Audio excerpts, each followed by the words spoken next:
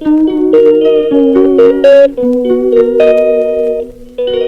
YouTube channel Alka blog में आप सबका स्वागत है। आई होप आप सब बहुत बढ़िया होंगे, मस्त होंगे और स्वस्थ होंगे। और मैं भी थोड़ी सी ठीक हूँ, बट मेरी कल तो तबीयत बहुत ज़्यादा ख़राब हो गई थी। आप लोग वीडियो भी देखे होंगे। तो फिर मैंने रात को दवा भी खाई थी और सिर का दर्द ही नहीं जा रहा है। सिर में दर्द मतलब कंटिन्यू बना रह रहा है। मैं तो दवा का बहुत कम सेवन करती हूँ, बट लेकिन इतना मेरे सिर में दर्द हो रहा था, रात को इतनी पेन हो रही थी सिर में कि मैं मतलब दवा मेरी खाने की मजबूरी हो गई। मैं तो दिन में भी एक गोली ली थी, फिर रात में भी मैंने एक दवा खाकर और फिर मैंने सोई। मुझे बिल्कुल नींद ही नहीं आ रहा था रात में और मैं बहुत देर तक परेशान थी। और मौसम भी ऐसा बना हुआ था, इतनी लाइट कट जाना, लाइट भी कटी हुई थी, बारिश हो रही थी, मतलब घुटन सा हो रहा था, एकदम अजीब सा लग रहा था। और गर्मी हालत इतनी ख़राब हो रही है गर्मी से, मत पूछिए। गर्मी बहुत ज़्यादा हो रही है। पता नहीं आप लोग के साइड कैसी गर्मी हो रही है। हमारे बिहार में तो अभी फ़िलहाल गर्मी बहुत अधिक हो रही है। सुबह हल्की सी बारिश हुई है, बट हल्की सी हुई है 2-3 मिनट बस, उसके बाद तो फिर पता नहीं बारिश किस। मेरे यूट्यूब चैनल को सब्सक्राइब नहीं किया होगा, उनसे मेरा हाथ जोड़कर रिक्वेस्ट है कि वो हमारे चैनल को ज़्यादा से ज़्यादा सब्सक्राइब करें और ज़्यादा से ज़्यादा शेयर करें। और आप लोग इस बहन का सपोर्ट ज़्यादा से ज़्यादा करिए। इंस्टा आईडी है, इंस्टा आईडी पे हमारे लगभग 38,000 हमारे फॉलोअर हैं। और अगर उनमें से थोड़ी सी भी अगर हमारी यूट्यूब चैनल को अगर सपोर्ट कर देते हैं तो हमारा चैनल मोनेटाइज हो जाएगा। और मैं हमेशा आप लोग की आभारी रहूँगी। तो प्लीज़ आप लोग अपनी बहन का हेल्प ज़रूर करिएगा कि आप लोग का हम हमेशा आभारी रहेंगे। आपकी बिहार की बेटी, अपनी बहन, बिहार की बहन। तो आप लोग ज़रूर हमें सपोर्ट करिए और हमें ज़्यादा से ज़्यादा। हमारे कल के ब्लॉग में तो मैं कल तीज थी, तो मैं उस पे मतलब कुछ बातें की थी, क्योंकि कल मेरा मूड पूरा ख़राब था। अब मैं कुछ बोल नहीं पा रही थी। आप लोग ब्लॉग में देखे होंगे मेरी आवाज़ें नहीं निकल रही थी। एक्चुअली मेरे साथ होता क्या है कि मैं जब भी इमोशनली होती हूँ और मैं जब भी रोने लगती हूँ, ये मेरा रोग है या फिर इसको क्या बोला जाए। अगर मैं रोऊँगी तो मेरे मुंह से आवाज़ ही नहीं निकलता, मैं नहीं बोल पाती उतना, मतलब मेरी आवाज़ें फंसने लगती, लड़खड़ाने लगती, मैं नहीं बोल पाती हूँ। तो मैं कल बिल्कुल क्लियर नहीं बोल पा रही थी, इसलिए मैंने कुछ उस टॉपिक पे बातें नहीं की जो हमारे हस्बैंड के लेकर, जो बातें मैं टॉपिक करती हूँ हॉस्पिटल को लेकर। तो मैं वो टॉपिक अभी हॉस्पिटल में करीब 4-5 दिन कंटिन्यू डायलिसिस होता रहा। और हमारे जो भी रिश्तेदार थे, जो भी हमारे रिलेशन के थे, वो सभी देखने जा रहे थे हमारे हस्बैंड को। और वो सब ने आकर हमारे घर यानी हमारे जेठ जी को बोला कि उनकी तबीयत आपके भाई साहब की बहुत ज़्यादा ख़राब है और आप घर पे हो, आपको जाकर देखना चाहिए। तो 5-6 दिन के बाद हमारे जेठ वहाँ पहुँचे थे, वहाँ गए थे। और वहाँ जाने के बाद यूँ ही दूर से, जैसे अनजान को भी बहुत करीब से देखते हैं, वो एक अपने होकर अनजान जैसा, अनजान से भी बदतर फील हुआ था वहाँ पे कि मतलब दूर से यूँ करके देखना और कुछ मुंह से बोलना नहीं, कुछ पूछना नहीं, कोई तसल्ली नहीं देना, कोई सांत्वना नहीं देना, ये सारी चीज़ें थी। कोई बात नहीं, हम तो सारी चीज़ें देख रहे थे, बगल में ही रहते थे ना, बेड के पास ही उनके पास रहते थे, तो कहीं ना कहीं हम सब चीज़ें देख रहे थे। और मेरे मन में भी वो दुख है और हमेशा रहेगा, जीवन रहेगा। और मैं और क्या बोलूँ, ठीक है, जो जिसने किया अच्छा किया है। अगर उनको लगता है अच्छा किए हैं तो हम तो यही कहेंगे, अच्छा, जब अपने नज़र में आप अच्छे किए हो ना तो अच्छे ही किए होंगे, ठीक है। क्योंकि हर को अपनी नज़र में अच्छा होना चाहिए, दूसरों की नज़र में अच्छा हो ना हो कोई फ़र्क नहीं पड़ता है। तो हर किसी को अपने नज़र में अच्छा होना चाहिए। जब आपको लगता है कि आपने एक सीधे साधे राम जैसे भाई के साथ आपने, अगर आपका बिहेवियर इतना अच्छा आप किए हो, अब अच्छी बात है, वो संस्कार आपकी औलाद भर भी पड़ेगा। ये नहीं भूलना चाहिए, हर इंसान को ये नहीं भूलना चाहिए कि जो आज है वो कल मेरा भी होगा। कहते हैं ना कि आज मैं सास हूँ तो आज मेरी सास है, अगर मैं उनको तकलीफ़ दूँगी तो कल मैं भी किसी की सास बनूँगी। मेरे भी 2 बेटे हैं, वही बात है, हम भी किसी की बेटी हैं, तुम्हारे घर भी बेटियाँ होंगी, तो दूसरों की बेटी को उतनी तकलीफ़ नहीं देनी चाहिए। एक बार सोचना चाहिए कि अगर उस जगह पे मेरी बेटी होगी, अगर उसके साथ ऐसा बिहेवियर होगा तो आप क्या करोगे? तो अगर आपने अच्छा किया है तो अच्छी बात है, वो आपका मन दिल सब बता रहा होगा कि आपने अच्छा किया बुरा किया।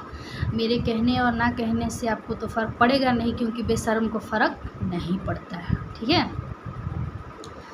वो चीज़ें चलती रहीं और फिर इन्होंने करीब 2 घंटे रहे होंगे, 1 से 2 घंटे, और फिर ये वापस घर को चले आए। वहाँ पे कोई ये नहीं था कि हाँ हम रुक जाते, मतलब नहीं होता है कि हाँ अनजान को देखने आए, बस हो गया अपना फ़र्ज़ पूरा कर लियो, हम घर जा रहे हैं, क्या लग रहा है क्या नहीं लग रहा है, यहाँ पे क्या हो रहा है नहीं हो रहा है, कोई उन पे इंटरेस्टेड नहीं जताना, कोई अपना फ़र्ज़ वहाँ पे नहीं पूरा करना, मतलब आए देख लिए हाँ जा रहे हैं। क्या हमारे पापा बेरोज़गार थे? जो हमारे पापा, हमारा भाई, हमारा तो इकलौता भाई है ना, फिर भी हमारा भाई कंटिन्यू 20 दिन अस्पताल में रहा है, इकलौता भाई है, फिर भी अपना काम छोड़कर, हमारी 4-4 मायके में गाड़ियाँ हैं, वो ऑनर है गाड़ी का, वो चलवाता है, और वो सारी चीज़ें वो अपनी गाड़ी को थप करके उसको अथी में ग्राउंड में लगाकर पार्किंग में, और 20 दिन कंटिन्यू अपना काम क्लोज करके, हमारे पापा अपना काम क्लोज करके और दामाद को लेकर अस्पताल में भर्ती थे। क्या वो चाहते तो नहीं छोड़ सकते थे, लेकिन क्यों नहीं छोड़ते? क्योंकि मैं उनकी बेटी थी और मेरी खुशी मेरे पति से थी, तो वो हमें खुश देखना चाहते थे,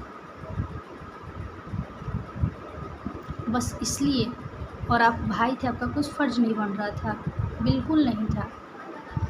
तो ये बातें थी, और ये चले आए घर, और उसके 2 दिन तक वैसी दवा चलता रहा। हम लोग इमरजेंसी वार्ड से हमें निकाल दिया गया। डॉक्टर ये बोला कि 6 दिन हो गए हैं मतलब इमरजेंसी वार्ड में आपको, अब आपको यहाँ से जगह चेंज करना पड़ेगा, यानी मतलब लोकल में जाना पड़ेगा, लोकल वार्ड में जाना पड़ेगा, या फिर आपको पर्सनल रूम लेना पड़ेगा। तो हम लोगों को वार्ड में कर दिया गया। वार्ड में कर देने के बाद वहाँ पर इनकी दवा चलती रही, जो भी डायलिसिस वगैरह होता था वो सारी चीज़ें होती रहीं। और उसके बाद 6 दिन 7 दिन के बाद क्या हुआ कि डॉक्टर ने हमें फिर से कैबिन में बुलाया, क्योंकि वहाँ पे एक चीज़ होता था कि 7-8 डॉक्टर एक साथ 2 दिन गैप करके राउंडिंग करते थे, मतलब राउंड मारते थे, और सारे पेशेंट के गर्जीवन से बातें करते थे, सारे पेशेंट से पूछताछ करते थे। तो वहाँ पर जब डॉक्टर आए तो वहाँ पर एक डॉक्टर मनोज कुमार करके ऐसे कुछ था डॉक्टर, तो वही हमारे पेशेंट का मेन डॉक्टर था। तो वो जब राउंडिंग किया तो वहाँ पे मैं खड़ी थी, एक पेशेंट पर एक गर्जीवन वहाँ पे हाज़िर होना था, तो मैं वहाँ पे खड़ी थी। तो वो हम आया, इनसे बातें पूछा और डायरी में सब नोट किया। उसके बाद हमें बोला कि आप इनकी वाइफ हो? हम बोले यस सर। तो बोला कि ठीक है आप कैबिन में आना। बोले ओके। तो फिर मुझे तो डर लग रहा था कि पता नहीं क्या बोलेगा, क्योंकि वो ऑलरेडी पहले हमें बोल चुका था कि आपके हस्बैंड बचने वाले नहीं हैं, आप दुनिया के किसी भी कोने में जाकर इलाज करा लो, आप मेरी बात मानो तो आप घर चले जाओ। छोटा बच्चा लेकर तुम इमरजेंसी वार्ड में रह रही हो, तुम्हारी जैसी बेवकूफ़ औरत तो हम दुनिया में नहीं देखे हैं कि इमरजेंसी वार्ड में बच्चा को फ़र्श पे सुलाती हो, और पति तो तुम्हारा जाएगा ही जाएगा, तुम बच्चे को भी खो दोगी, तो बताओ फिर तुम जियोगी कैसे? आप समझ सकते हो कि एक माँ को ऐसे, एक पत्नी भी है और एक माँ भी है, पत्नी का भी फ़र्ज़ पूरा करना है, वहाँ माँ का भी फ़र्ज़ पूरा करना है। वो दोनों फ़र्ज़ के सिचुएशन में मैं उस टाइम ऐसी फंसी हुई थी कि मुझे कुछ समझ में नहीं था कि मैं डॉक्टर को जवाब दूँ तो क्या दूँ। और डॉक्टर ऐसे बोला, हमें बोले कोई बात नहीं सर, मेरी किस्मत में जो होगा सो होगा, वो हम देख लेंगे, बाकी आप जो बोल रहे हो घर जाओ, इन्हें घर ले जाओ, ये मुझसे नहीं होगा, जो भी हो आप इनकी दवा करते रहो। डॉक्टर बोला कि नहीं अब बहुत हो गया, आप इन्हें घर ले जाओ, मैं डिस्चार्ज कर रहा हूँ, यहाँ फालतू में सीट बुक रखने से कोई फ़ायदा नहीं है, और मैं देख रहा हूँ कि तुम बच्चे को लेकर पूरे दिन परेशान रहती हो, बच्चे को इन्फेक्शन वगैरह हो जाएगा, क्योंकि यहाँ पे बहुत मतलब किस्म की यहाँ पर पेशेंट भरे हुए हैं, बहुत किस्म की दवाइयाँ यहाँ पर अस्पताल है, तो जाहिर सा बात है कि एक से एक इन्फेक्शन वाली दवा आ रही हैं जा रही हैं। तो बच्चे आपके हैं जो नाक में गंध जा रहा होगा। तो इस सब की वजह से डॉक्टर ने हमें मना किया और फिर हमें उस दिन डिस्चार्ज करने के लिए बोलने लगा। फिर भी मैं डॉक्टर के पैर पकड़ ली और मैं बोली कि नहीं डॉक्टर साहब। वहाँ पे केबिन में कम से कम 4-5 डॉक्टर बैठे हुए थे और मैं गई तो बोला कि क्या आपको पता है कि आपके हस्बैंड को क्या हुआ है? दूसरा डॉक्टर ने बोला। हम बोले यस सर मुझे पता है। तो बोले क्या हुआ है बता। हम बोले कि लीवर और किडनी डैमेज हो गया। तो बोल रहा है कि इतना पता होने के बावजूद भी तुम उनको यहाँ भर्ती रखी हो। हम बोले हाँ सर क्यों? तो बोला कि घर पे ले जाओ पागल। हम बोले नहीं सर इलाज इनका करवाना है। बोला कि तो बोला कि इलाज नहीं हो पाएगा, लास्ट स्टेज है। हम बोले सर किडनी ट्रांसप्लांट कर देते हैं। बोला कि किडनी ट्रांसप्लांट करने के लिए थोड़ा सा पेशेंट को मतलब उस वजूद होना चाहिए, थोड़ा सा स्ट्रॉन्ग होना चाहिए, बट इनमें वो चीज़ें नहीं हैं। इनकी मतलब वो उतना तक भी नहीं ठीक हो